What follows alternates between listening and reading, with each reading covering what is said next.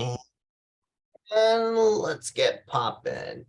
Hello, everybody. Albert's probably hopping to his phone. Welcome to our March econ and inflation updates. For the first timers. I think I see a few, names that are new. This is our monthly discussion with Dr. Reilly White, who is very kind to lend his expertise in banking. He's a professor of finance at University of New Mexico and has a laundry list of accolades that I won't bore you with, but very, very qualified to talk about the subject.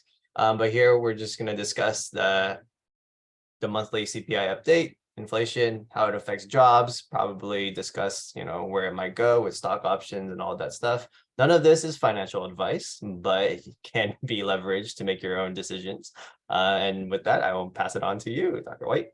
Thanks, Colin. Always a pleasure. Welcome, Albert's List from the Bay Area and beyond. It is so great to have a chance to check in with you every month, see some familiar faces in the audience, some new familiar faces, familiar names, less familiar names as well. And I'm so grateful if this is your first time joining a 5 p.m. on a Wednesday economics talk. I am incredibly grateful for you finding the time, space, and avenues. If you are driving a vehicle at this time through traffic, please try not to, please be careful in your operation of a motor vehicle.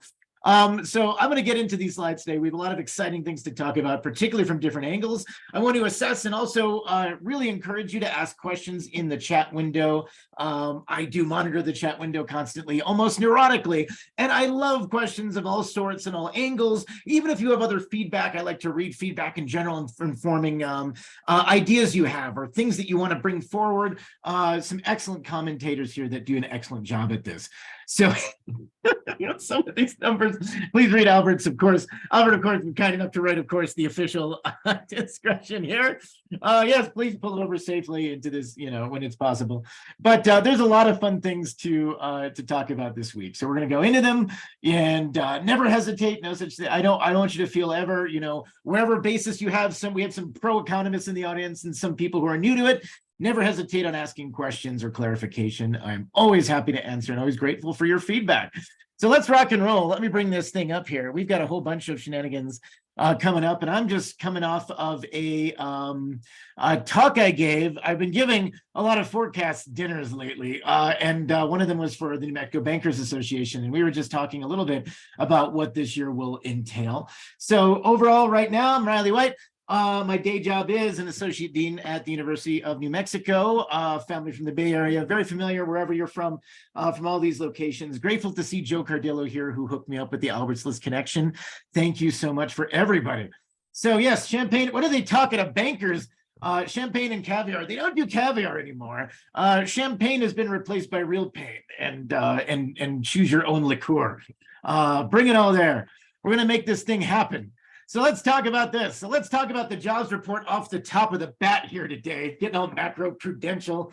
Well, it's a very interesting group, those folks. And they're like, they ask a bunch of very interesting questions. And I always love talking to bankers because it's really interesting.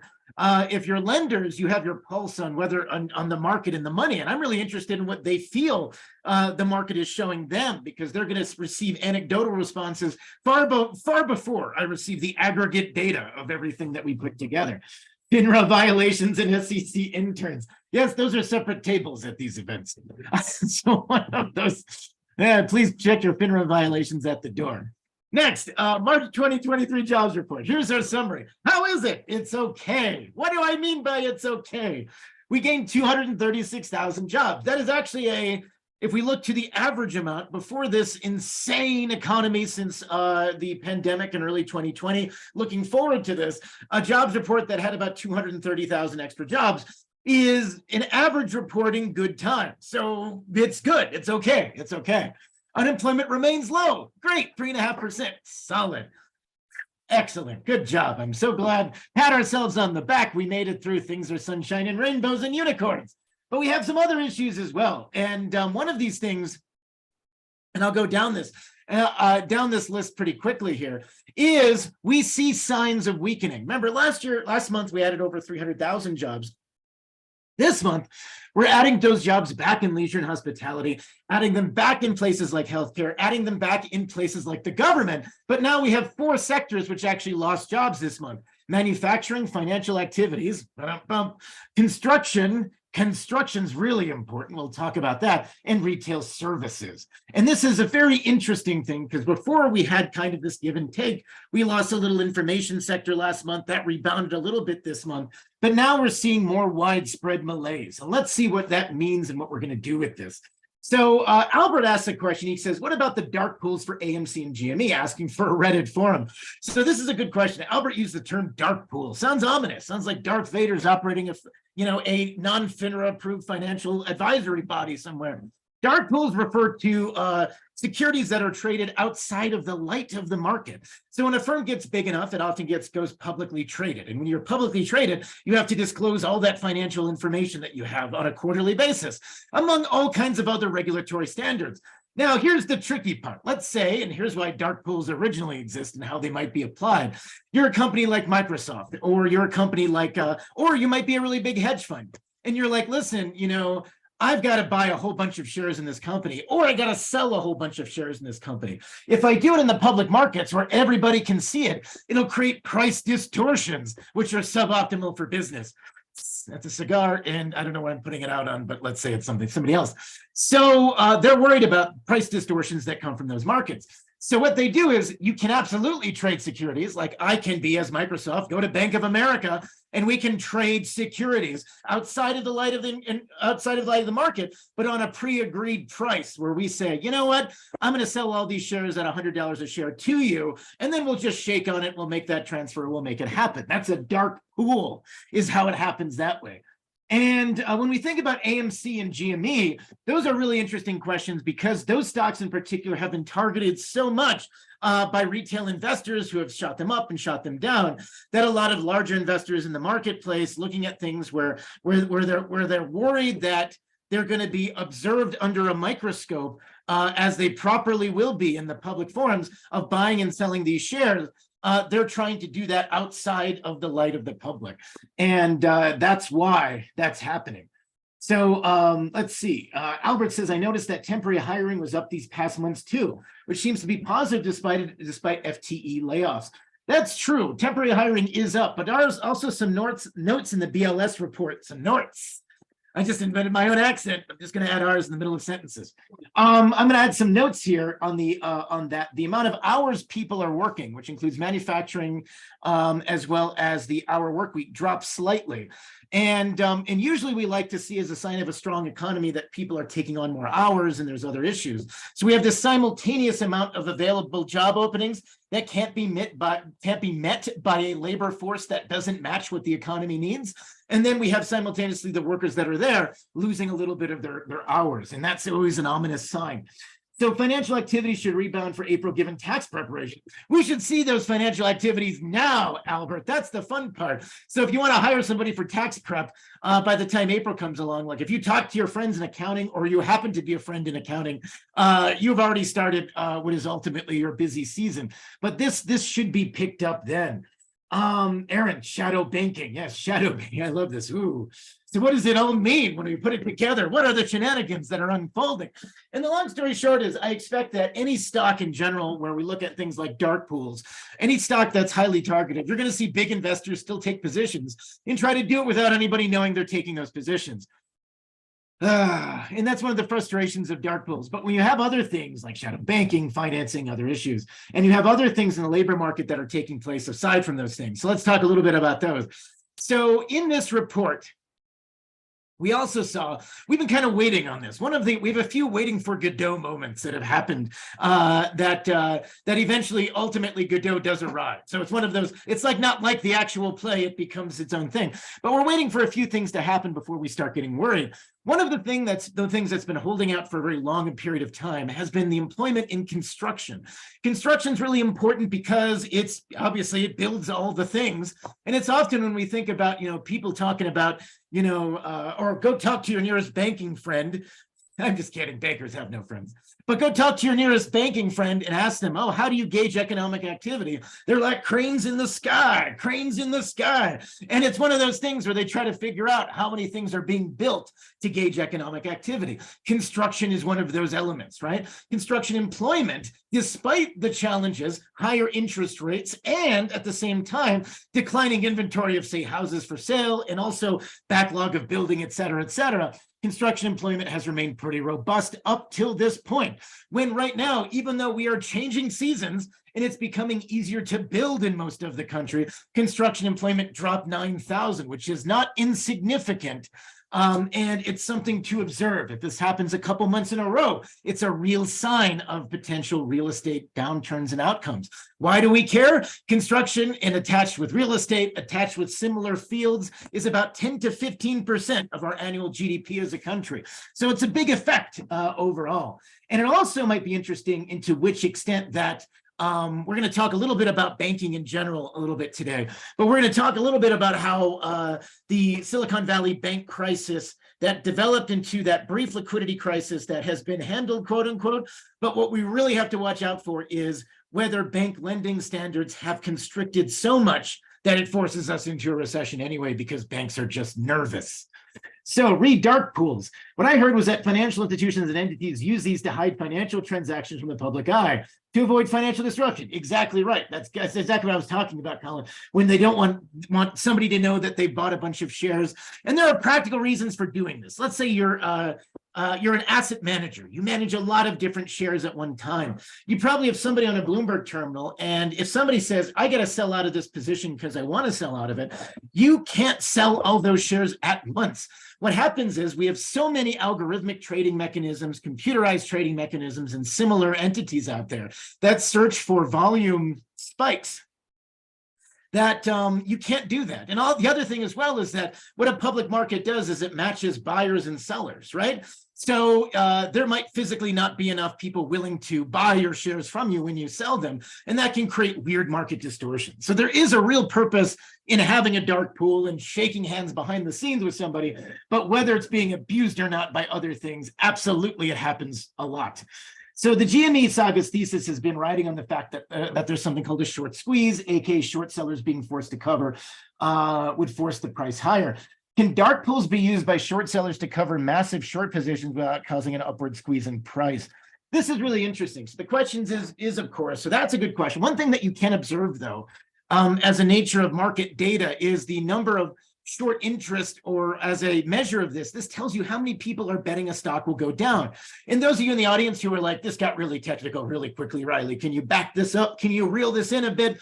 What short selling is, and what happened with GME and other places, is a short seller works a little bit like this. What they do is they're betting the stock price is going to go down. So what they do is they find a broker, an intermediary, and borrow shares of the stock that they think are going to go down. And then they sell those shares fairly immediately. And then they sell it at the high price, and then they hope that the shares will go down in value. So what happens is they buy those shares back from the market at a lower price and pocket the difference, and that's how they make their profit. It's like if I borrowed your bicycle, like a good friend, and I'm like, I'm going to go ride around Hayward or something, and I borrow your bicycle, and I sell it immediately, and then I buy back a similar bike. It's actually much cheaper because, you know, shifty finance people. I buy back a similar bike at a lower price. I sell your bike for $500. I buy it back for $200. I pocket the $300 difference. You still have a bike. I'm like, man, who cares? Thanks for letting me borrow your bike. Short selling works the same way with shares. So you actually, one thing that causes short squeezes is you actually have to observe the amount of short interest in the market. And what made GME such a target at that time was the amount of short interest that they had. The amount of people taking short positions on shares exceeded the total number of outstanding shares. And that's what made it hilarious. And that's what made it a target for retail investors to take advantage of. Now, Albert says the loss of construction jobs, particularly for residential real estate, should keep prices from falling too far, I think, given that we have continued shortages. Absolutely. Maybe. We'll see. Yes, it's true. If we lack new housing, then the cost of housing will remain inflated, and that will keep new entrants from entering the market. And this is true. And Albert, you point out a really interesting thing. They're already prevented from entering given high interest rates. Right now, housing affordability is catastrophically poor. It's actually, when we look at the one metric of this is our price to rent ratio. This is basically as high as it's ever been, which means that housing is catastrophically unaffordable across the board. And this is a big deal. And so if I boil down like years of economic papers on this, one of the things is that obviously it's fundamentally a supply and demand thing. We don't have a lot of supply, and there's a lot of reasons for this. What used to be fundamentally both a West and East Coast problem is now a problem almost everywhere in the country. These have to do with zoning restrictions, which can be very restrictive. This has to do with the other aspects that keep things from being built up accordingly in spaces that are in high demand. This is really hard. This is a complex situation. And to Albert's point, though, one of the reasons that prices aren't adjusting as quickly as demand dropped out of the mortgage market is because prices adjust based on churn. If, however, the inventory, the amount of available homes for sale, drops to a very low level, that means a lot of people are still competing for an even smaller number of houses, even when stuff gets unaffordable. And that makes it harder for those prices to adjust accordingly. So you're looking at your watch saying, my goodness gracious, the prices in the Bay Area don't seem to be adjusting that much. They're down a little bit, but they're not down enough to make it affordable for any reasonable person on the high level of things, on the average person. But the hard part is when inventory remains so low and demand for available real estate remains high, there isn't a mechanism that would cause those prices to go down. Scott points out correctly, the age of housing inventory affects the demand too. Age, location, there's a whole bunch of real estate variables that are all critical to determining value, and price. Albert says, nothing like Bert to a crisp house on a lot in San Francisco and 1,000 square feet. I read about that, going for 1.75 million. Not something I'm putting an offer in for. Colin says, Japan has the right idea with real estate. New houses cost the most, old houses depreciate in value. It's literally a used good. Sold as is. So a lot of stuff is happening worldwide on this. I think progress is being made on some of these things in terms of units where they can build out. To your point, and to Scott's point, when we think about how we value real estate, it's first and foremost, it's the value of the land itself. It's the value of the property on top of that land. And of course, in the Bay Area, what makes it so expensive is that the land itself is incredibly valuable. And then, of course, there's that redevelopment cost. How much does it cost to knock something down and build something that actually might be worth living in? And that's a very, very challenging part. And Scott says, with the average age of people decreasing, Moore's law changing faster, the need for improved smart homes and attention spans decreasing. That's true. This is really interesting. So this is a really good question. So we know that in general, I'm curious how the housing market will develop. I will say one thing is, if we look at across the United States, since the housing crisis hit us so hard in 07, 08, where we built a bunch of homes and the housing market was flying, since that time period, we have chronically underbuilt in the post-Great Recession era, and that's created a lot of low opportunities. So what represents affordable housing? How do we build it? And the key ultimately is you have to build units, and the hard part is you have to build units that many people can possibly afford. And that's very challenging because, it's one of the reasons is when we look at how people have wealth or security, most of Americans, when they think of their net worth, if it happens to be above zero, not affected negatively by student loans, and you're at a position where you can get it above zero, most of that positive wealth is concentrated in real estate for most of Americans. And most of those people, it's just their it's equity in their primary residence, which is a really interesting thing. So this is fun. Nothing like buying a house for $1 in Detroit. That's true. Albert says there is places of the country with excess housing stock based on demand. As Albert points out, you can buy those houses fairly cheaply. That's tricky. It's tricky. So do you want to do it? You're like, my goodness, you could sell that house in Berkeley and buy a few blocks in Detroit, which you could have as your own fun, place to be. But that's the problem, is that there's a reason that prices are high in certain places is because of demand to live there. And that's one of the things that, even though you're looking at, say, numbers of people, we talk about the Bay Exodus, or we talk about people leaving the Bay Area, enough people are still coming in that you're still way out of cahoots with equilibrium in the housing market there. So when you have labor force participation, let's talk about this. So another thing. So okay, March jobs report. I love the asides on this. We're just rocking and rolling. Keep them coming. These are questions. We're moving quickly. But labor force participation went up a little bit to 62.6%. It's less to say. So on the good hand, higher labor force participation is better. We know this dropped off due to a lot of people retiring, and also things like childcare, which is prohibitively expensive for most families. And as a parent of a 9-year-old child, I can tell you it is almost impossible to find for reasonable amounts of money. So when you think about this, labor force participation as a whole is keeping some of these factors down a bit.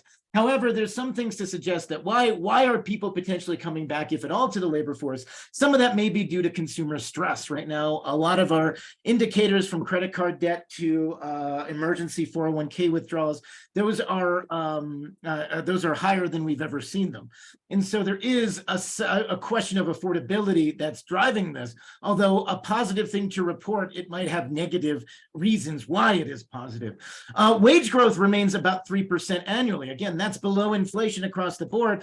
Wage growth for the lowest paid workers, and that's very important to note, have slowed dramatically. So before, during the recession, we had double-digit growth across leisure and hospitality, and even trade and transportation services in response to those labor shortages. However, that's since dropped. That 13% year-on-year level that we saw in leisure and hospitality has dropped to about 5% per year. So even in the most stressed out markets, wages aren't keeping up effectively with inflation. And that's the biggest change that we've seen, because before, in a couple of very specific industries, it was able to do so. This is really interesting. So Albert says, I saw a U-Haul truck driving into California this past week, and it was a sight to see. Was it lost, Albert? I'm just asking. Did you have to give them directions back to Oregon? One of the questions, I'm not saying that's better, Nevada. I'm just, Idaho probably. They're wanting to go to Idaho. That's what they're going. Are they going through California into somewhere else? So one of those areas. Is this Pocatello? No. So let's look at the macroeconomic picture. So this is another slide here. Jobs market is strong, hooray. But the yield curve and leading economic indicators suggest that we're in for a tough ride ahead. So the yield curve connects all the government debt in one beautiful chart. And what it is, or has been for the last 8 recessions, when it's inverted and it's sloped down like this instead of sloped upward, that indicates a recession is inevitable or likely. It happened even before the pandemic recession, before any of us dreamed a pandemic was out there. So for some reason, it's right, even for the wrong reasons. But and it's been this way for a while, suggesting a recession is imminent. So leading economic indicators, by the way, have been declining, usually a sign of a recession. However, this is the longest period of decline without a recession. It's been 11 months, and this thing is still going downhill. And I know you're looking at this saying, my goodness. So that's a really good question. Grace, presentation mode doesn't work because of the size of my monitor. So I apologize. However, I did send my slides to Albert. And he can send them out to you if there's any question. There's a method to my madness, Grace, which has been trained, and I apologize.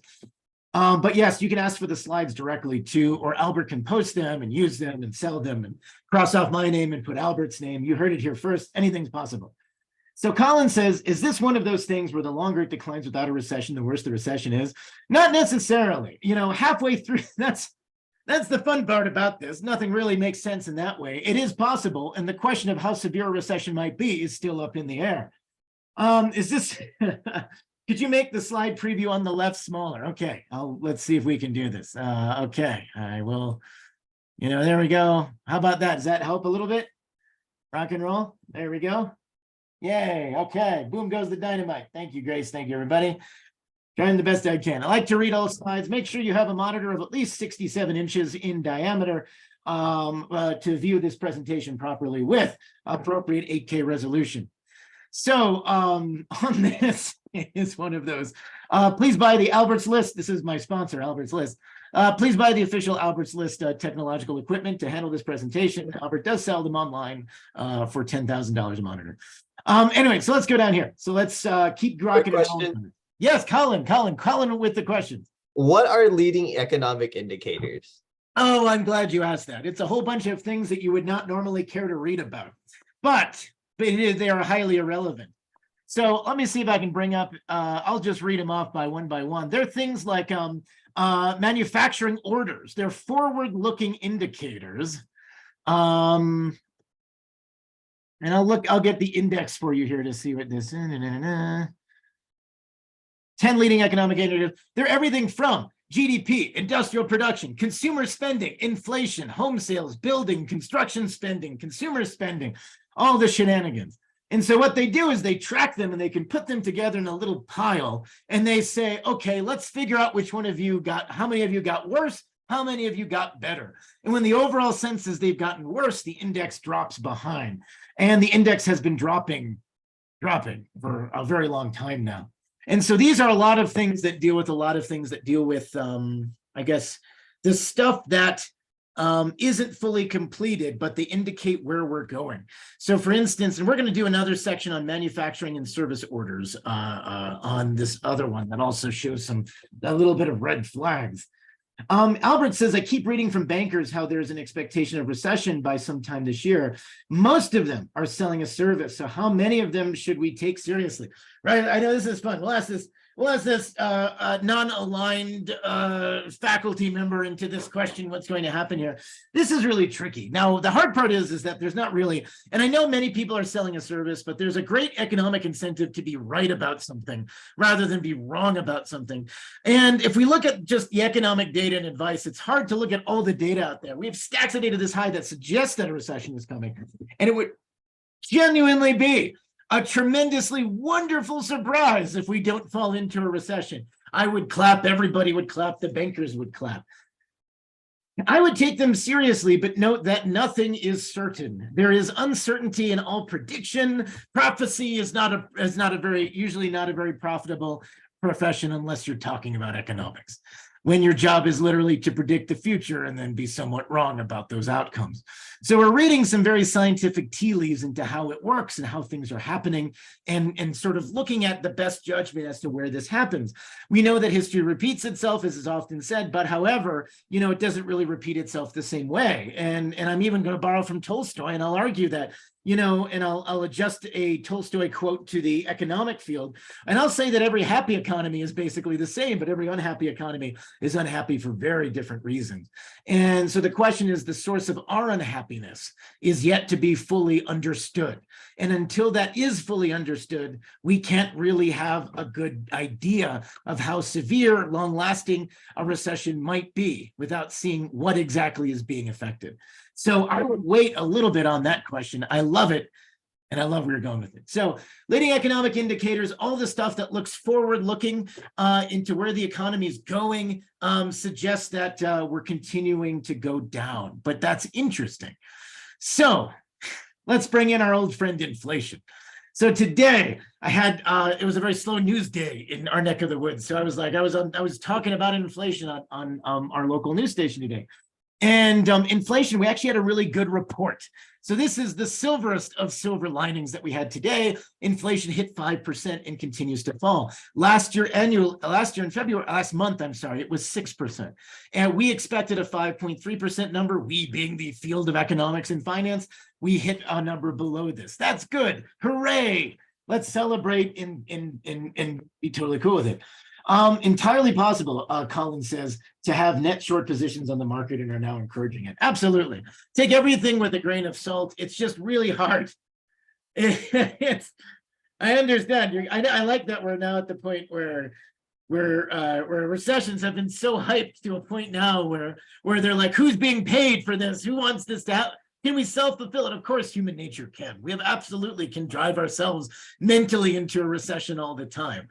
But that's a really interesting question. I love the cynicism in here. I don't get, I miss there's a certain cynicism, a flavor of cynicism to the Bay Area. I don't get as much in other places, but I love it. I love it.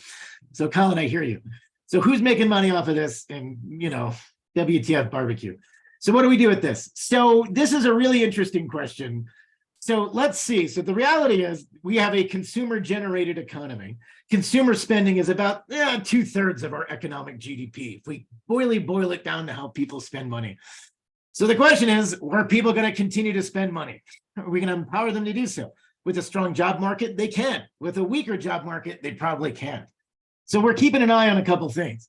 So inflation fell faster than anticipated. Core inflation, which is the less fun, it's like inflation, less food and less energy, which is like it's a very depressing form of inflation.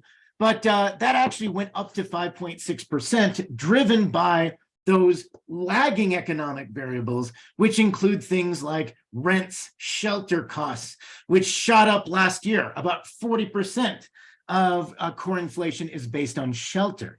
What increased and what is still increasing now? New vehicles, apparel, medical care, shelter, and transportation services led the inflationary growth here. Shelter was 40% of core. Now, what are we going to do with this? Now, this is really interesting. So we're getting ahead of this thing. The Fed controls one rate, overnight lending to large banks. The Fed has been raising rates at a faster rate than they have in 40 years. And they continued to do so last month. And will they do so in May? And this is a really interesting question. Now I was going to my macro sources on this, and we were having a consult of economics types. And we're of the mindset that Powell still is going to be uncomfortable by this 5% rate. And whatever rate we're going to report next month in May, he's probably going to indicate or probably going to have another rate increase in May. And if we look ahead, our rate increase is going to continue, meaning that is the Fed going to charge discount rates that are higher and higher, and that has a ripple effect across the economy. Higher rates increase the cost of doing business, increase the cost of investing. It reduces the money supply because of that, and as a consequence, it controls inflation. Too much of that brings us into a recession. And so a lot of people, ranging various economists from across the spectrum, are saying, well, I think the economy gets it.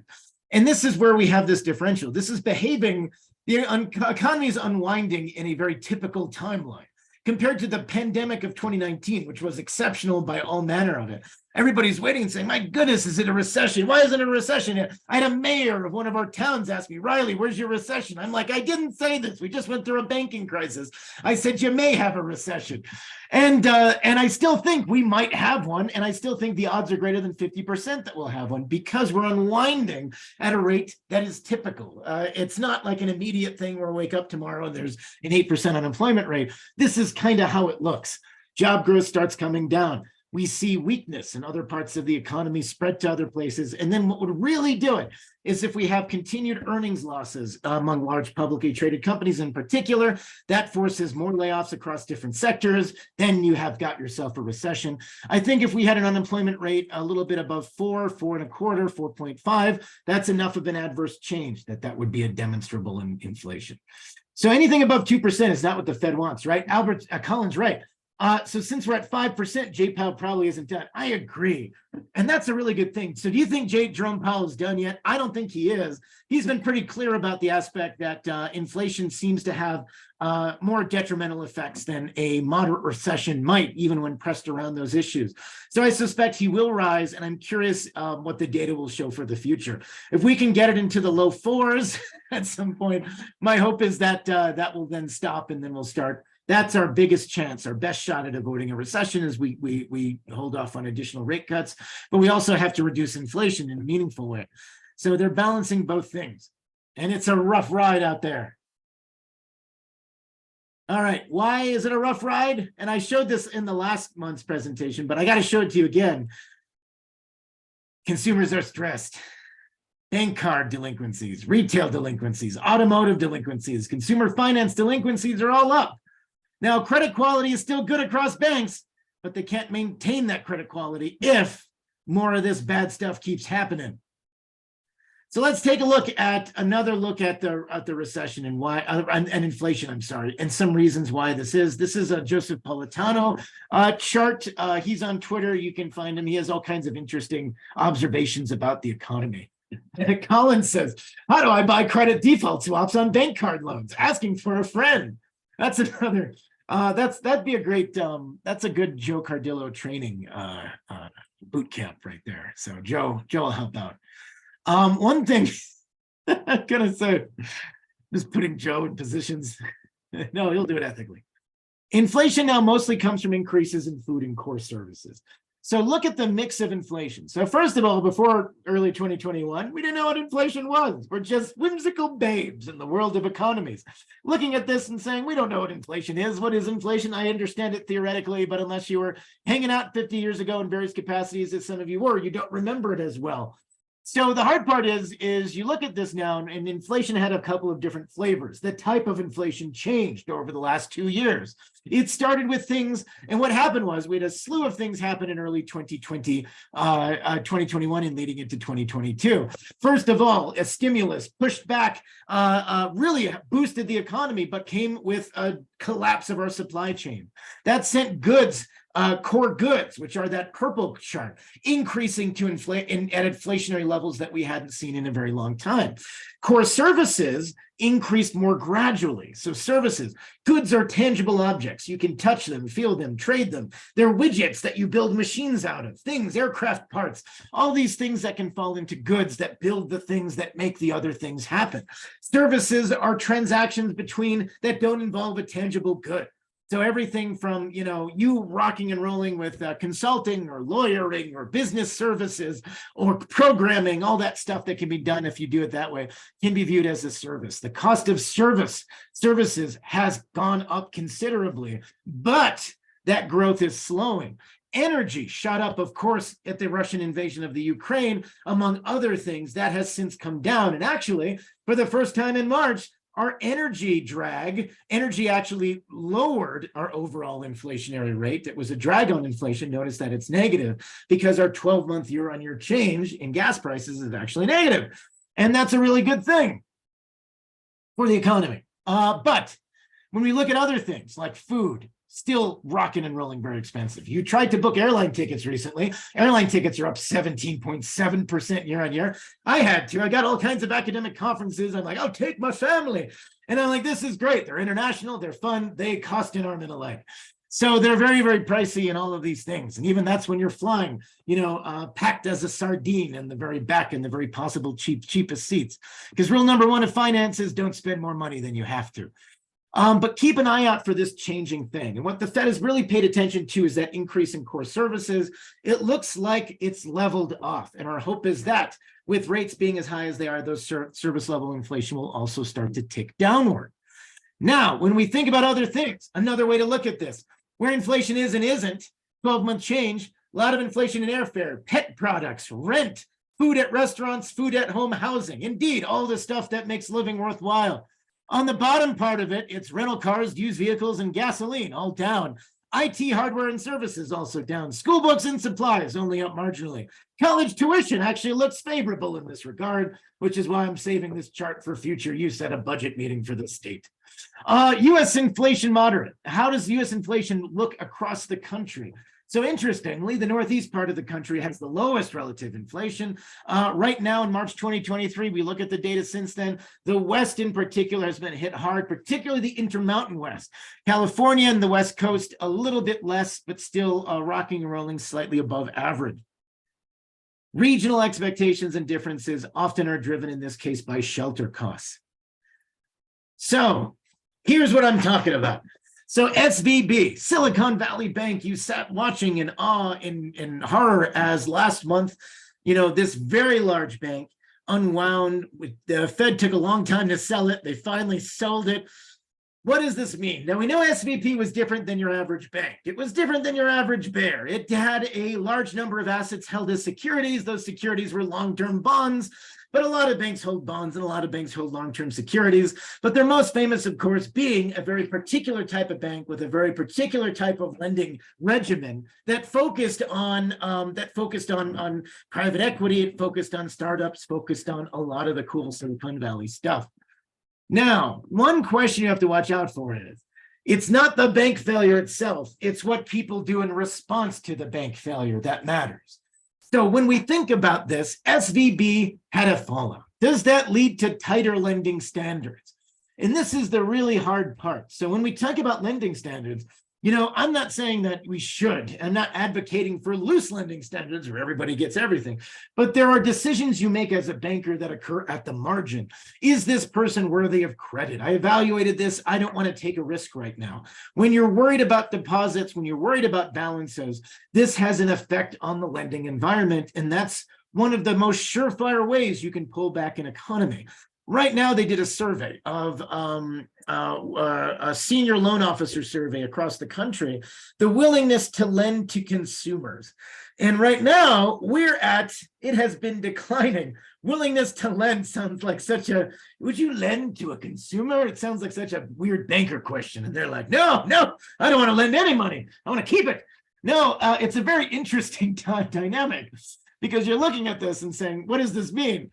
Basically, the lower numbers of when we see these negative changes, fewer bankers wanting to lend, fewer lending occurs. That means lending standards are tighter, but it also means that all the stuff that you need as a small business, medium business, or a large business owner doesn't happen. You have to start, if your loan isn't renewed or it's renewed under unfavorable rates, then you have to start laying people off. It creates a series of negative externalities that happen across the system. And right now we're seeing lending standards drop, which are they've only declined more rapidly since that liquidity crisis in March.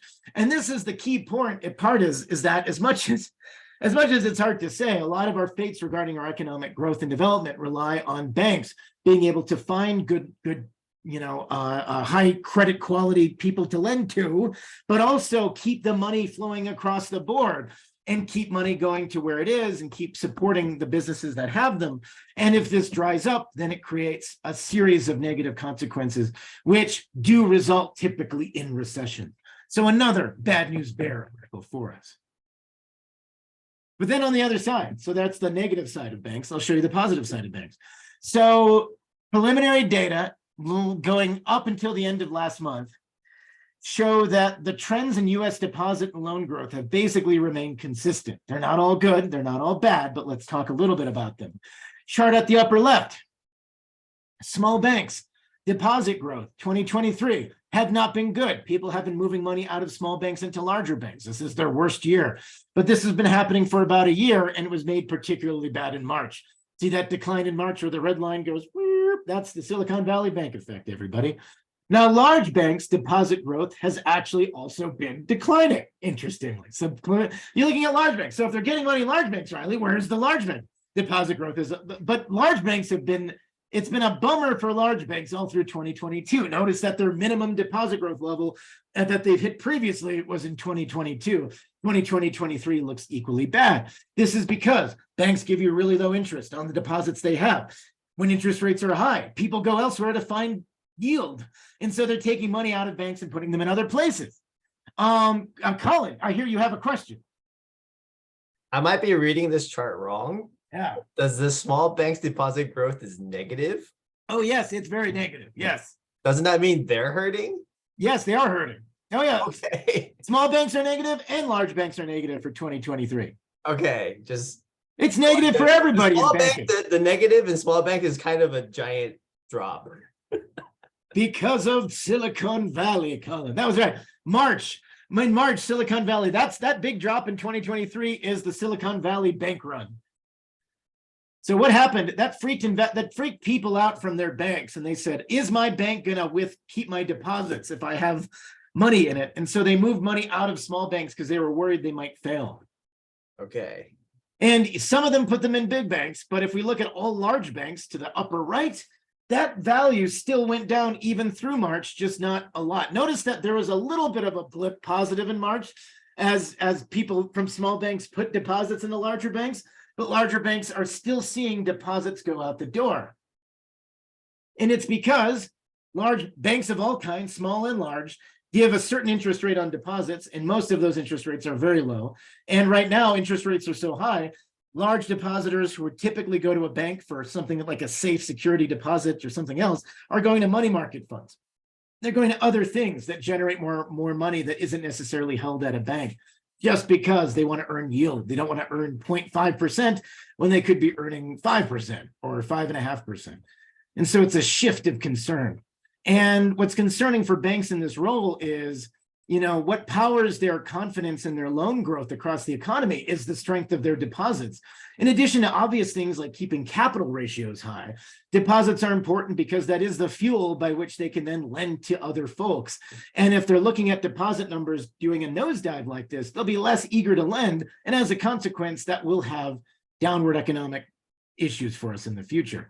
But the problem is, and I guess the big picture is, look at the deposit growth going down on the top two charts, and then look at what happens to the loan growth at the bottom. Loan growth still going up. Banks are still giving out loans. So even though I explained earlier, I'm worried that banks will stop loaning, they're still doing it as of right now. But that's tricky. Will it be continued? Can it continue to do so? Because at a certain level, it's unsustainable. You can't give out loans. You can't give out all the loans and reduce your deposits because that reduces your capital ratio. And right now, like the badge of honor for US banks is, unlike what happened unlike other countries in the world, 2008 was a great reckoning for US banks. They did a bunch of stupid things. They recapitalized relatively smartly in general.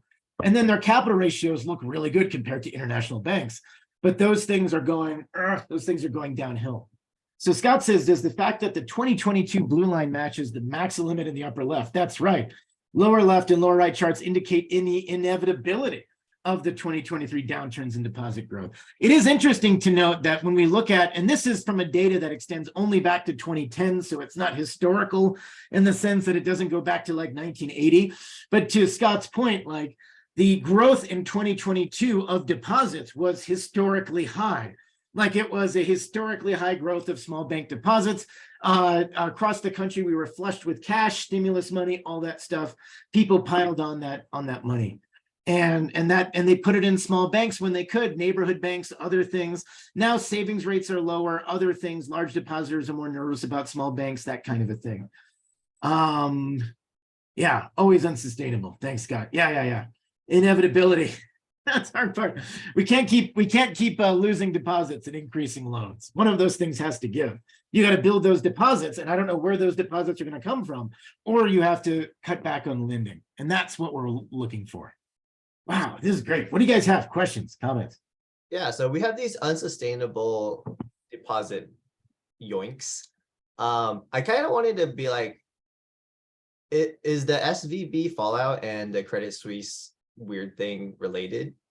Because we don't have large banks fail every week, but it's pretty weird that we pretty much have it within the same week. Yeah, that's true. So Colin, you're right. So let's talk about Credit Suisse is fun. If you read their executive statements, and the best part about this, they're like, this is SVP, and they're like, this is the United States' fault. And here's the thing with Credit Suisse. I can trace their stock has been falling for 15 years because of crappy decisions they have continually made over a 15-year period. Was SVB the final straw that broke the back of the camel of Credit Suisse? Probably, but it's absolutely based on a series of long-term decisions that they made that made them vulnerable up to this point. And that's what a banking crisis does. It's not that Bank A is at fault and then Bank B is innocent and I was a victim of Bank A's failure. It's like Bank B failed because it made a bunch of stupid decisions that they could have avoided. And the problem is the market got wise to it. And then people like their primary Saudi investors, other people in Credit Suisse's case, said, I'm not going to lend you any more money to finance that. So the government had to step in and do it. But no, at the end of the day, it's like, you got to look in the mirror a little bit on this one, is what I would say. But it does, banking crises operate in cycles because people become hyper aware of certain things at certain times. And they become more aware of credit quality, other aspects, other issues. And anytime where there's stress in the banking market, it's like, let me put it this way. It's like building a roof. If you've got a leaky roof, I mean, you're sunshine and rainbows until it rains, right? And then finally it does. Or if you're in California and it's winter of 2022, 2023, it's raining all the time. But one of those things, like literally I went to the state 4 times in the last year and like it's been pouring ever since. I can't go on vacation anymore and have it be sunny. But the point is that you don't notice the holes until it starts to rain. And that's in any case with building a roof. And Credit Suisse had a really crappy roof. And it's been that way for a long time. And it's even was a joke on the internet for a long time, how bad it was. And even among bankers, everyone knew that their credit quality was not up to stuff and that they were making some poor risk management decisions. This happened with the unwinding of the hedge fund a couple of years back. There's a lot of things they did. And I'm like, I don't have a lot of, I found it hilarious. They're like, it's America. And I'm like, well, we do have a lot of problems, but you've made some choices that were poor. So are we expecting more banks to fail? Yes, I think bank failure is inevitable. I think we're going to see more, but at the same time, I don't think there is a systematic issue with our system right now. Okay. I don't think anybody should be nervous, but I think that bank failures, especially now that they're coming under greater scrutiny, will continue to happen. Okay. Hopefully not to the magnitude we saw. But again, it's not like right now, at this moment in time, it's not a systemic thing. In 6 months, who knows? But I don't think so. I'm not betting on a bank crisis in the same way. I think it's more of a concern if we have a very typical recession and banks, get weary about lending and then they pull back economically. The other thing about banks, I got a lot of bank slides because I know we had a lot of last month. It was like, this is new and this happened this week and we'll find out more of what happened. So when we think about US banks, one of the things that you can have when we think about banks are unrealized gains and losses on investment securities. For instance, if you were one thing that is a consequence of interest rates going up a lot in a short amount of time. And I know some of you may have taken finance, may be familiar with this, some of you may not. So one way the government, of course, issues, pays for money it doesn't have. So when we spend more money in a given year than we take in from tax revenue, we run a deficit. The collection of all those deficits added up becomes our national debt. And our deficit in any given year is financed because the government can issue bonds to the marketplace. Bonds are things I buy, you buy, everybody buys across the economy. And they're held in your 401ks, they're held everywhere, they're held in pensions. And bond prices are really interesting. You can have corporate bonds, but let's talk about government bonds here. When rates were really, really low and you're holding onto a bond that is giving you like a 1 or 2% interest rate, and then rates shoot up in value, that makes your bond less desirable. And the price of that bond drops. And as a consequence, you have what's called an unrecognized loss on that investment security. You still hold that bond because you're waiting for those interest rates to flip and maybe your bond will become desirable again. But until interest rates start going down again, you're holding this security that is worth a lot less than you bought it for. And that's caused, and because you're not doing anything with it, you're just holding it, it's an unrealized loss. And right now across the banks are holding all these bonds at unrealized losses. And that's what we're seeing especially in 2022, 2023. So Marcia, you ask, do you believe more regulation or oversight will help stem these bad practices, or will we just find more innovative ways to fail? That's a really good question, Marcia. So what ultimately stimulates good federal banking regulation is a perceived decline in credit quality. We haven't seen that yet.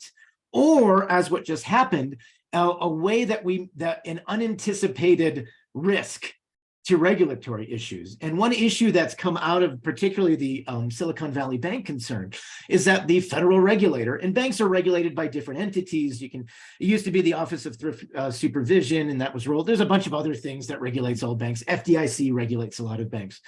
And the regulator gave them a stamp of approval very recently because the regulator didn't understand the potential risks inherent within this bank, either through they didn't understand the nature of their unrealized losses, their securities, how vulnerable their deposits were to being run, the concentration of depositors at very high levels.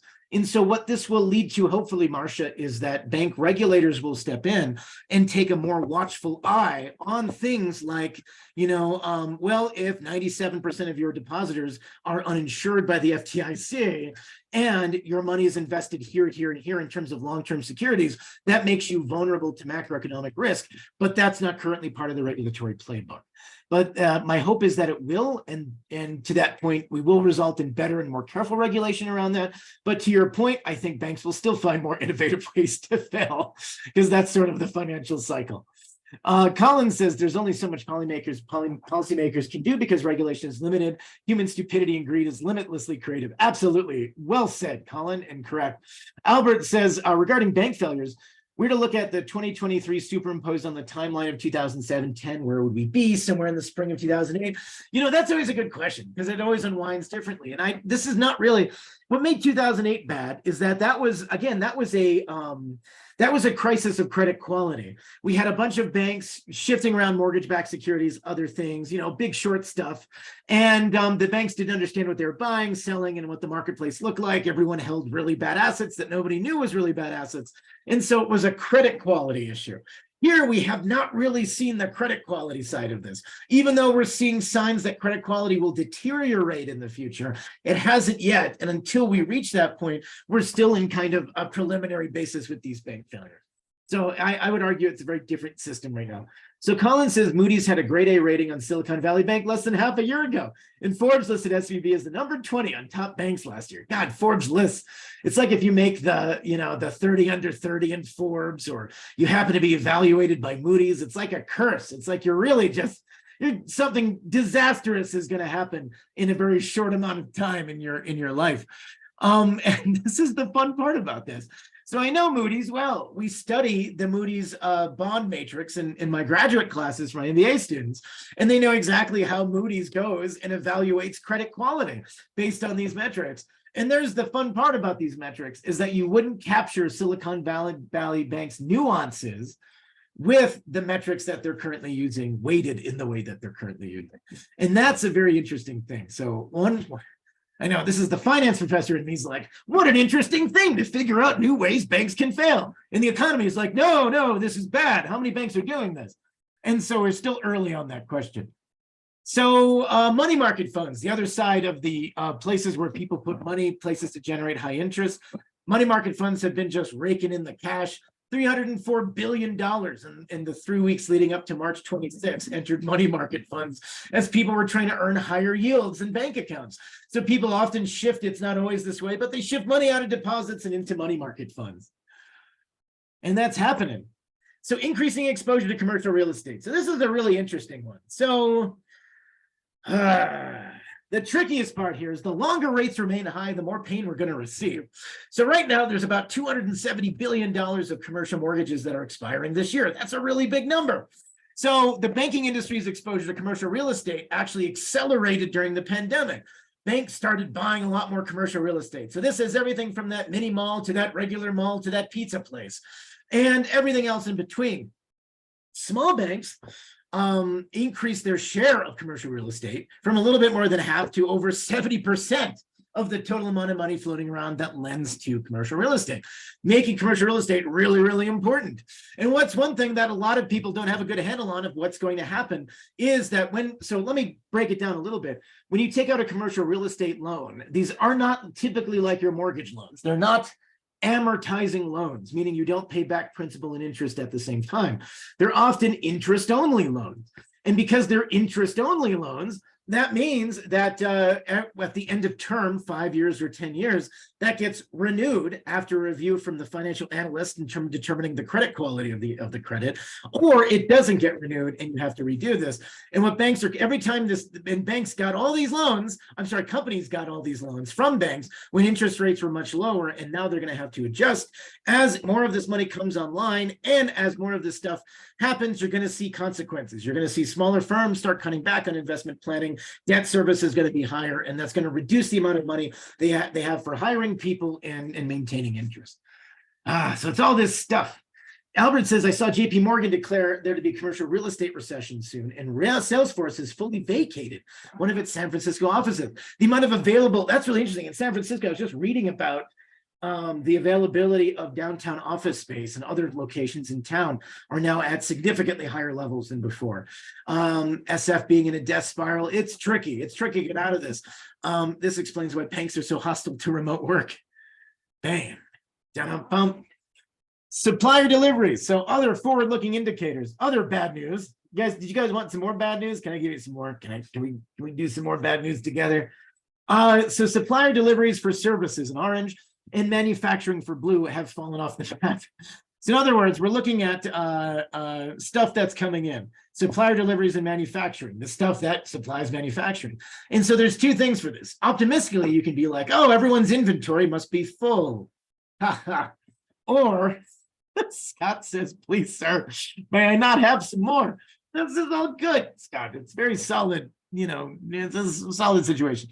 So the blue line and the orange line both indicate both services and manufacturing supplier deliveries are both declining rapidly, and they're now at the lowest level we've seen since the Great Recession. That implies that these entities are looking forward, have seen a drop-off in demand that may result in some negative economic consequences in the future. One thing of note is that, hey, and this is I was thinking of a slide directly tailored to the Albert's List crowd. What has your wage growth been if you stay in your same job or you change jobs? And if you change jobs, the year-on-year growth in annual pay for job changers is about 14%. For job stayers, it's about 6.9%. Now, job stayers, both these numbers are significantly above the mean wage growth across the country. And there is a sample bias that's inherent in this. But this is from the ADP Pay Insights report on median annual pay. So when you're looking to change jobs, it is a way to boost your income in a very solid way. However, it does increase your potential vulnerability in the event of a downside. And so it's a very, very interesting question. Colin says, leading economic indicator. The Americans are slowing down their consumption. It's too bad our economy is based off of that exact thing. So anyway, change jobs, more money, less change. Change jobs is always the best decision. It is. Colin has spoken. That's the only way I can beat inflation at this point. Just change jobs continuously, every day, just a new job. Just every day, a new adventure. Yeah, can you maximize this? Is it exponential? Can I continually change jobs? Hey, if I could get 14% gains every year on my 401k, I would be so happy. You and me both, Colin. 14% is what a beautiful. I know. That would put me above Warren Buffett, I think. Aaron says, did 4 jobs at the same time. And then Aaron changed those jobs 4 times. Right. This is an Albert's List like inception moment. We're gonna figure out, we're gonna get down to the needle of the ultimate job changing strategy. Temporary work. So you've seen this on the news lately. I wanted to add this as a special topic. Nobody asked me to present this. You don't want to hear about it, but I'm going to talk about it anyway. There's a lot of news the last couple of weeks. You get these things floating on the news articles about de-dollarization. So in 1944, in the second to last year of World War II, the United States in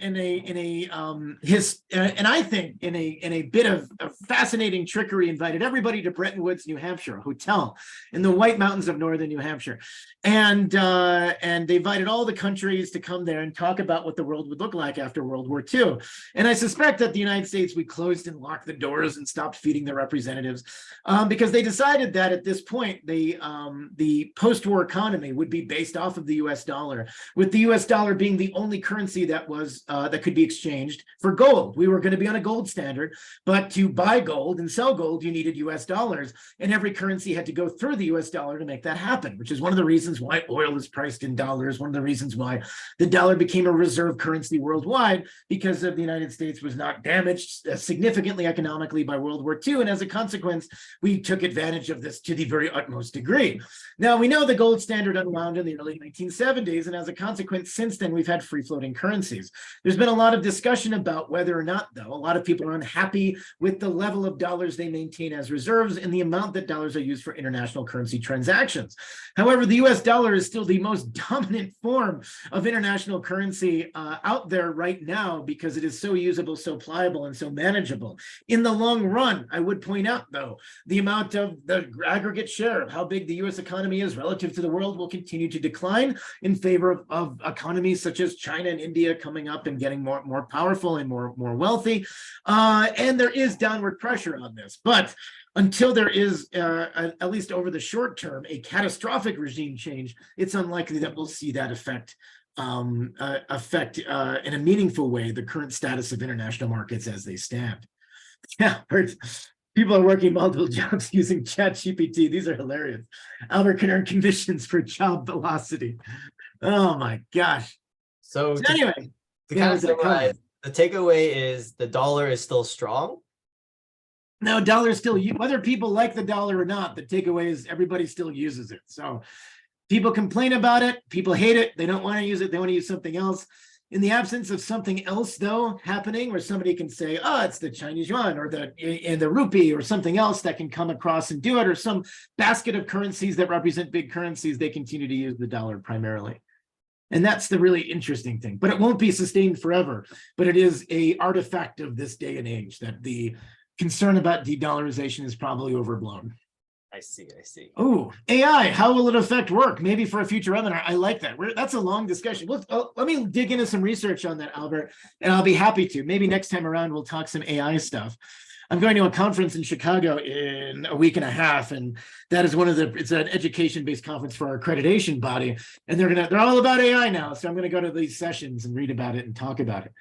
Maybe let's everyone try trading in 15 currencies. That's the thing. Aaron's got a point. It's not like everyone's got a problem with the dollar and what it means. But the point is that what else do you use? It's like I have this thing that I don't like, but it's easy. And then I have a bunch of things that are very challenging and not very liquid at times to maintain. So what does the market say about Fed rates? A quick thing here. This is the fascinating part. So this is a chart that was grabbed just a week and a half ago. So the market is saying that the Fed will cut rates this year. Jerome Powell has said this will not happen. And the weird part about the rate cuts the market's projecting, so this is like where the market thinks, we look at the bond market can often be wrong. The bond market is taking these little itty bitty piecemeal cuts. This looks like, interestingly, 1998 rate cuts. Now, in 1998, we had that global financial crisis. We had Russia. We had other things happening in 98. This is 25 years ago. But at that time, it was really seen as a way to boost U.S. equities in 1998. And what that did was effectively, so we had that big tech bubble coming up, 98. It kept that tech bubble roaring for another couple of years. It delayed the inevitable. I don't think that's the policy. And I think what the bond market's showing is two separate things. We've got a bunch of people who think rates will remain high for a while as the Fed tries to control inflation. And then we got a bunch of people saying the Fed will have to cut rates in response to a recession, in which case it will probably cut fairly quickly.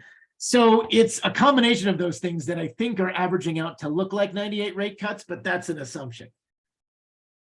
Now, the other thing as well is I promised you a little bit about rent affordability on housing. Inflation is 5 times more important than a recession. I like that, 5 times. Aaron, I like that you selected it. It's not 4 or 6 times.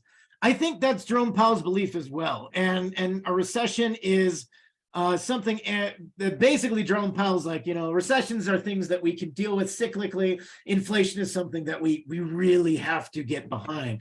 We cannot let that get out of control because the potential costs are greater. Colin says, some of you may use your jobs, but it's a sacrifice I'm willing to make, Jay Powell. And that's the real point in this, the human cost versus the economic cost. What is it? So near record high price to rent ratios. And this is the really hard part. So as rates soared, as you can imagine, houses became even less affordable. The surge in mortgage rates deteriorated housing affordability. Inflation adjusted home prices remain actually above 2006 levels. So what I like about this particular chart is it shows us, Brett says what Colin said, exactly right. Oh, I'm sorry you lost your job. Inflation adjusted home prices remain above 2006 levels. If you're looking for a chart that shows you how you feel about the housing market, this is a pretty good one. When we think about price to rent ratios, this shows you, there's 2 ways to view this. If you're a landlord, you're like, well, rents have to come up. But the way to look at this is that rents are significantly cheaper than buying a house because of affordability and various capacity.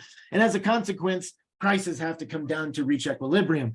If rates remain high, over the course of the next year, it's got to be a 10% correction, either downward correction. But I think that what would limit that is how Fed rates move, and in return, how the 10-year bond moves, because the 10-year bond is very predictive of mortgage rates. So if mortgage rates can actually go down, then that's a different thing. Aaron says unemployment insurance and recession stimulus checks. Maybe. I don't know what our appetite will be. And that's one question. People are saying, well, Reilly, if you think there's a recession, how bad do you think it'll be? And it entirely depends on both the policy at the Fed and the policy in Congress. And because we went through just so many stimulus packages that kept our economy going through the pandemic closure, it is very, I don't see, a lot of government being proactive about those stimulus checks the same way. And that concerns me only in the fact that will it keep the economy in a recession for a longer period of time? And I don't know. That's a really good question. So anyway, two quick, going down at the level to San Francisco and San Jose, last slide on the list. Thank you, those of you. I know there's 18 brave participants in the window who've stayed through here, or at least left the room and let me talk to myself, but left you in participation mode. I appreciate that. It makes me feel heard. But San Francisco and San Jose, if we look at the different values on unemployment rate, other things, some other specific market data for the Bay Area. So things to note, as anticipated, those layoffs across Silicon Valley and various parts of the information sector at various tech firms are having an effect, and we're starting to see them. Unemployment is ticking up, about 2.8% in San Francisco and 3.2% in San Jose. What that means is this is still significantly above, about 1% above the lowest levels we achieved at the end of 2022. And a lot of other notes are that it looks like employment across the board is very flat in a lot of sectors. Even high growth sectors like trade and transportation have been flat. Manufacturing has been flat. Construction has been fairly flat. A little bit of growth, though, in San Jose. When we think about other things, information sector remains below, about 5,000 below November in San Francisco, and about unemployment levels about 3,000 below December in San Jose. Other things to think about: professional and business services staying flat, declining a little bit in the San Jose area. There is a ripple effect that we're starting to see. Education and health services, that is a bright spot in both areas. That's increased a little bit significantly since September. Health services in general, in particular, have been a source of a lot of additional growth in jobs. Leisure and hospitality has been basically flat. Government jobs also have ticked up slightly in San Francisco and been basically flat in San Jose, Sunnyvale. So this is an interesting phenomenon. We're starting to see this. I think we're going to see this tendency continue over the next few months, certainly, and potentially result in other sectors being careful and looking at cutbacks.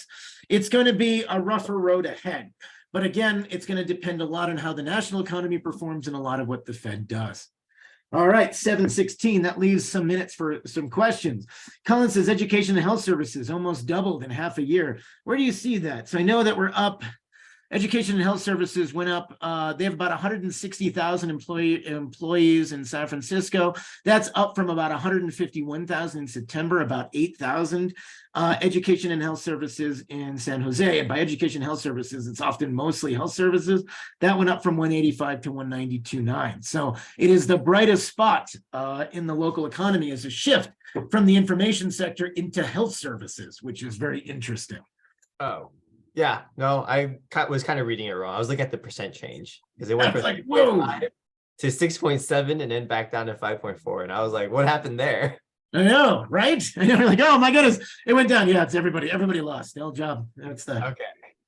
These are Albert's List employees, all of them. This is interesting. 17% change. I mean, that's still a lot. Mm-hmm. In a year. Jesus Christ. Yeah, one of the things I know, the 12-month percent changes, yes, they're positive, but I'm more interested in the last 6 months. I mean, 12 months ago, we were still recovering from the pandemic. I could argue we still are. We always are. We will always be. I personally am going to be recovering through at least 2045.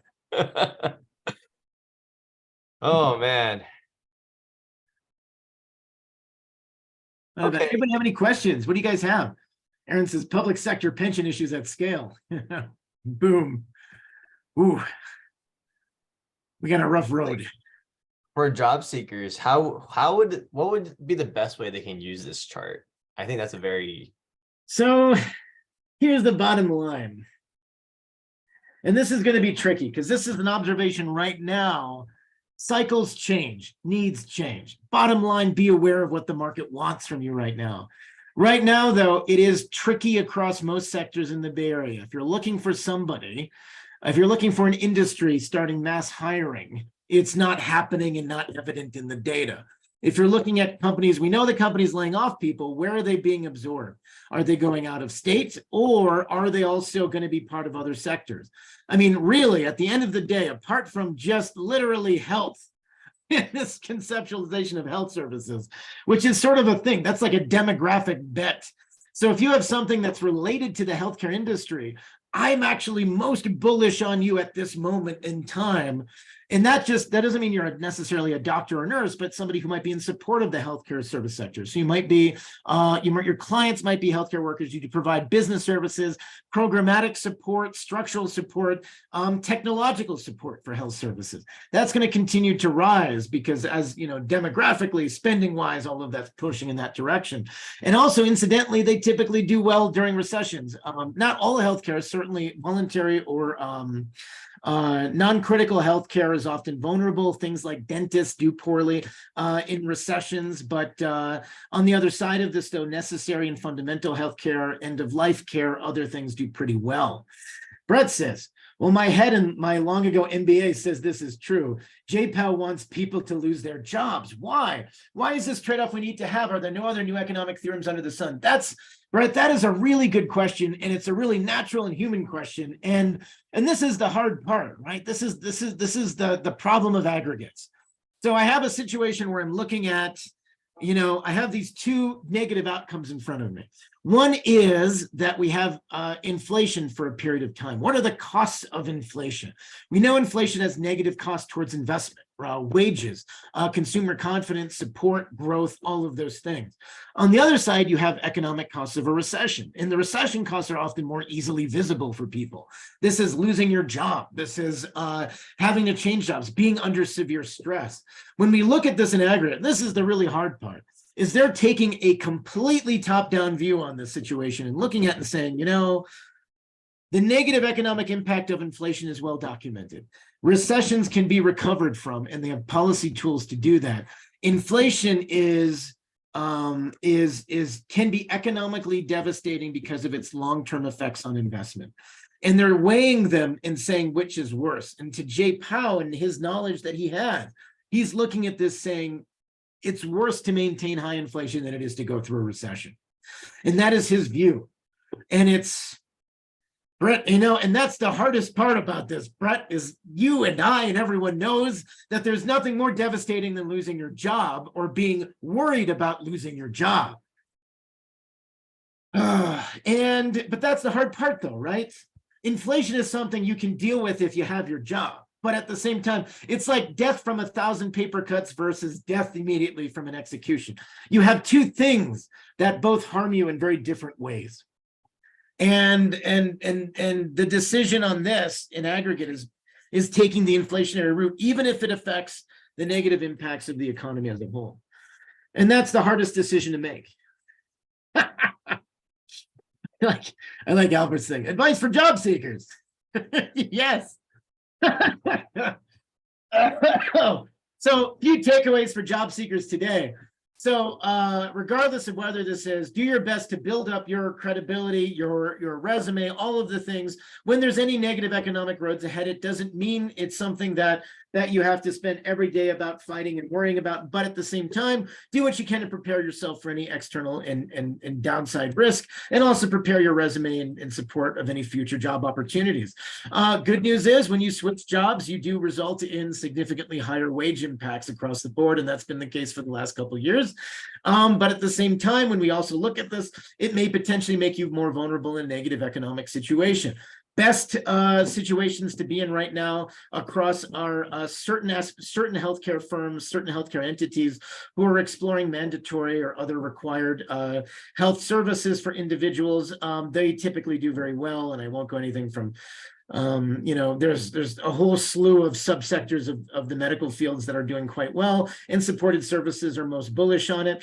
Also, incidentally, the sectors that don't typically attract a lot of attention in good times attract better attention in bad times. This is government work, municipal work, working for cities, towns, and governments. They often have more stable revenue sources at the onset of a recession and fewer layoffs, which means that although they're less desirable in good times, they're more desirable in bad times to work for. So if you're taking a look over at Livermore, Sandia, or something similar, take a look at the similar jobs like that, or other municipal or government jobs, if you're looking for greater security at this time. So Brett says, and the cynic in me thinks that, particularly here in Silicon Valley, once Meta, Amazon, and Google took all the arrows, lots of Silicon Valley CEOs decided the time was right to cut 6% of their staff. That is a real phenomenon, Brett, and it's been shown in research that there is a lot of herding mentality among certain sectors. So if somebody says it's okay to lay off workers, a lot of other firms do follow suit. Aaron says inflation is much worse than losing a job as the economy loses growth. That's true, Aaron. And this is the question of how you look at things. You're absolutely, so this is what Jerome Powell is looking at. Are you looking at the economy at a macro scale or from the personal scale? And so obviously, yes, that's true. But at the same time, it is difficult for the person who loses their job, who's looking up at the ceiling, trying to figure out how they're paying rent. And that's the hard part about those costs. And that's that cost trade-off that will make Jerome Powell incredibly unpopular, regardless of whatever choice he makes. So that's the hard part. Jobs I don't want, Federal Reserve Chair. Number 4, other things, questions that you guys have. Hey, thank you for your patience, everyone. I'm so glad to see some of you guys hanging on an hour and a half into this. It is great to talk to you. I always love our discussions. Love your questions. Always such an incredibly smart and talented audience. So very grateful. Yeah, we have 17 left, 14 not including the 3 of us. This is pretty I'm thanks for sticking around, Colin. I mean, as the host. Well, I mean, I always that Colin leaves. He's had enough of this too. I guess like one of the things I kind of want to come back to is how a while back Siobhan. You showed us how corporate profits were driving inflation. What if everything Jerome Powell does to lower wages and get rid of jobs, it does the job, and then corporate, chasing of profit margins steps in to fill in the gap? Like, will we see something drastic here? Interesting. So go through that one more time with me. I see where you're going with this, Colin. I want to make sure I got your train going on the right track. I like that. Yeah. So follow through. We were seeing that a very large amount of the inflation was driven by corporate price increases from corporations, et cetera. Right. And basically, a small subsection of that was based on individual wages and the price of goods. If Jerome Powell does his job correctly, and gets rid of all these, excess wages and lays people off, but profit margins continuously rise, and we see a situation where jobs have been laid off and inflation does not cool down at all. That's really interesting. I see your point. That's a really good point. Okay, so here's a couple of things to this. So on one hand, thank you guys so much by the way, for the nice words. I read all of them. Thank you so much. I really genuinely appreciate the kind words. This gets me up in the morning and keeps me going. I'm so grateful. Thank you, Becky and Scott and Aaron and Siobhan and Brett. But to answer your question, Colin, this is really interesting. So when we look at what powers inflation over the long run, you almost have to have wage growth as functionally part of that. It's very hard, it's very, very hard to maintain long-term inflation without corresponding wage growth, because obviously you're eating into the consumer's ability to spend. And there are limits to which we can charge. The companies can charge money to obtain products and services. So Apple could increase the price of the iPhone to $10,000, but their revenue would go down. We know that certain aspects of the revenue curve, when we look at, say, you combine, okay, what is the supply demand? And the companies are trying to optimize perpetually their total revenue. They're trying to figure out what's the most amount of money I can bring in. And we know above certain levels, when you change that metric, it's unsustainable. It really is unsustainable over the long run. And that total revenue curve goes down. There'll always be one person who's willing to pay $1 million for an iPhone, but the aggregate, they won't be making billions of dollars on iPhones like they do now if they raise the price to 1 million or 10,000. So there is calculus at play. So to answer your question, I suppose what I'm concerned of, so if we look ahead for the next 6 months, the numbers I'm very interested in are those revenue numbers, the earnings per share numbers coming out of companies, because right now we've seen some negative externalities on this. The market has priced in some very ambitious end of year growth models that companies are going to start building again and growing and hiring. But that's not really going to happen fundamentally unless rates are really, really low. And rates are only going to be really, really low if we have a recession. So you can see how there's kind of like a train of thought here. So what has to happen, or what should happen if we are looking at corporate greed or corporate greed under a microscope, is, if earnings do go down, as companies are somewhat signaling they might in the second quarter and third quarter of this year. Second quarter ends June 30th. We get those numbers out first week of August. Third quarter ends September 30th. We're gonna get those numbers out later than that in October, November rather. And that information will tell us a lot about the health of the companies. If the companies remain profitable and have adjusted then to this, that puts more evidence on the side of,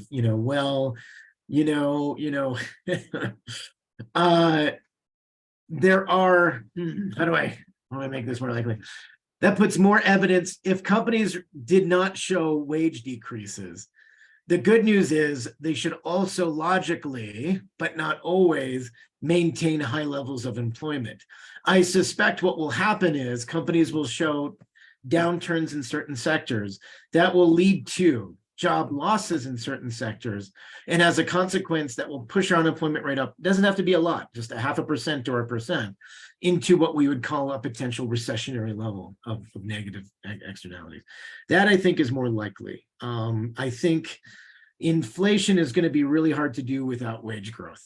That's the long run, because you have to power people, you have to pay them enough, and without, if your customers aren't earning more money, then it's hard to charge them more, or they start losing on this. So, and that depends industry by industry. It'll depend on competition of that industry, how oligopolistic that industry is in other terms, and availability of capital, goods, and resources. But we fix the supply chains and we've done other things.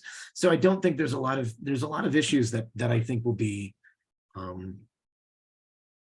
that won't be there when that happens. And so when the company does lose money, I think they'll use earnings per share declines as a way to trim workforce. And I think that I think is the more likely downside that we'll see. Speaking of oligopolies, you should see my PG&E. Holy shit, PG&E. Man, that's the thing. Utility, we're just, I try my best to sympathize with utilities in general. It's really hard. Utilities are hard. They have to operate as a monopoly, because, this is one of those things. We're actually talking about this. There's an old case. I think it was in like Lubbock, Texas. And I don't know if anyone from there, if you had an MBA back in the day, you studied this, but the point is that in Lubbock, Texas, they had these things where they actually had multiple utility providers running parallel lines across different parts of town. And this just showed it didn't work. But that's one of the issues, is when you have something like a utility, which has to operate as a monopoly, so you don't have like 25 different, electricity conduits running through your front yard. Then, for competitive purposes, you have to regulate them heavily as a consequence. And that regulation is key, because monopolies, firms tend towards oligopolies, which is why we also have regulation in place to keep that from happening. And that's the thing. Competition is always a good thing, but you can't have it in utilities because of structural issues. Then you get PG&E. That's what happens. And is anybody genuinely happy? Do you have other utilities? Anyone happy with the utility they have? I'm just genuinely curious. Is there like a utility out there? I'm stuck. I'm stuck with PG&E, Comcast, and AT&T. Trust me. Everything is bad. Even where you have choice in like things like cell phones, it's not like a lot of choice. You don't have like these things. You got like 3. It's got to be. It's maybe I'll go back to it. Yeah, Becky says no. Marcia says it's relative. I know. I'm also happy. Like I'm happy about something. I'm happy I have electricity. Like I have a light. This is great. Each day, a new surprise.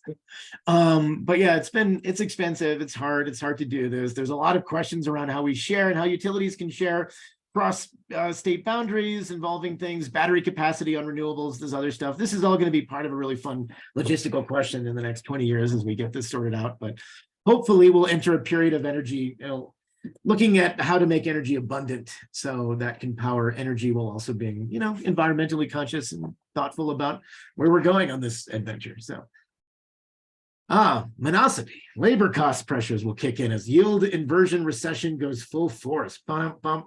You heard it from Aaron. It's happening and it will happen. I trust Aaron's judgment. Cool. Anybody else? Thank you guys so much. I think I've overstayed my welcome. It's grateful for all of you. Grateful for all you staying around. Yeah. Always thank you for everything. But it looks like people, does anyone have any more questions? Don't be shy. Feel free to type it in or send it. Okay, thank you. Thank you for coming. We always enjoy this monthly. Any last minute predictions for next month? So my hope is that inflation comes in around 4.5. My hope is that the job market adds more than 200,000 jobs. And my hope, these are my hopes. Downward is if we end up a little bit under. I'll be sad if we hit under 200,000 jobs and inflation is higher than 4.5%.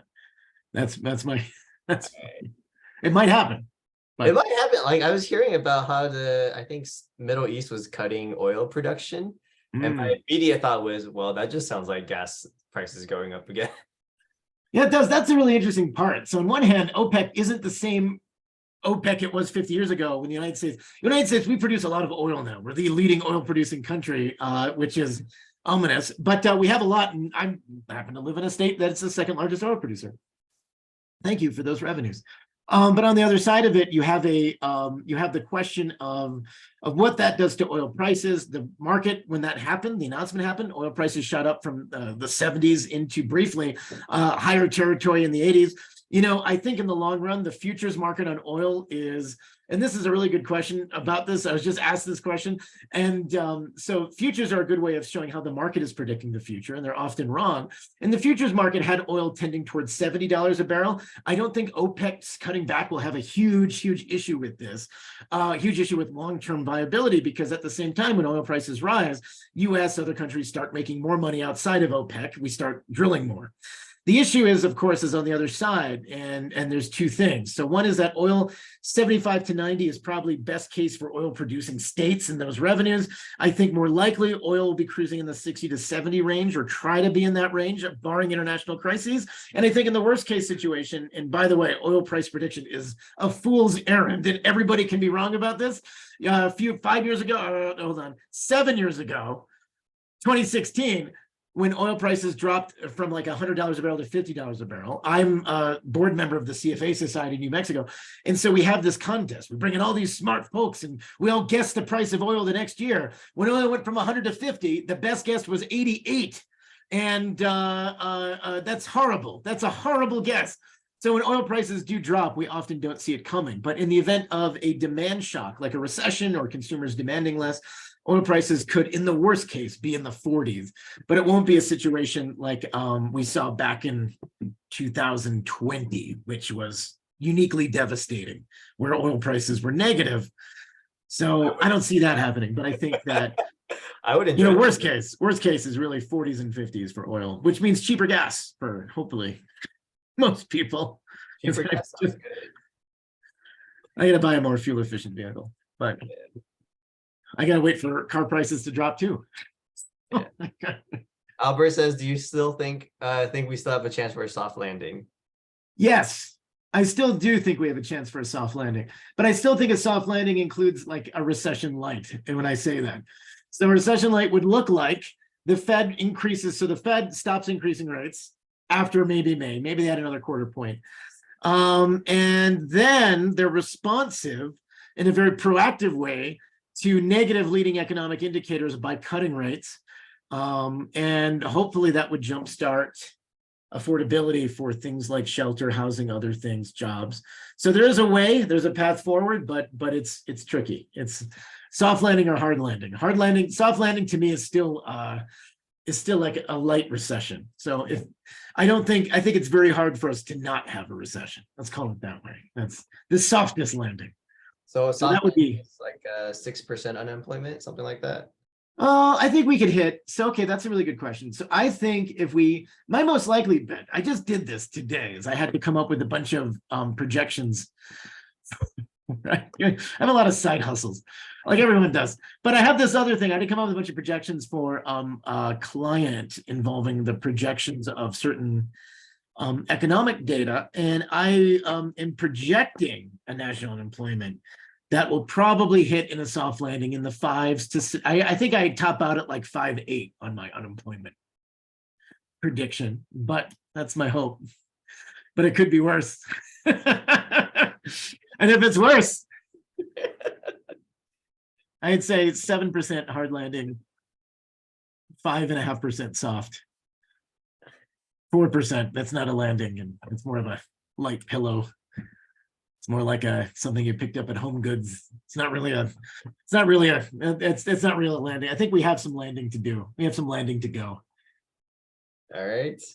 All right. For indulging me, I think that's everything we have to talk about until next month. Thank you to everyone who stayed till the end, listen to us. That was our monthly review. I hope with this information you feel way better to talk about jobs and the economy with your employers or potential employers if you're looking for that 14% pay bump.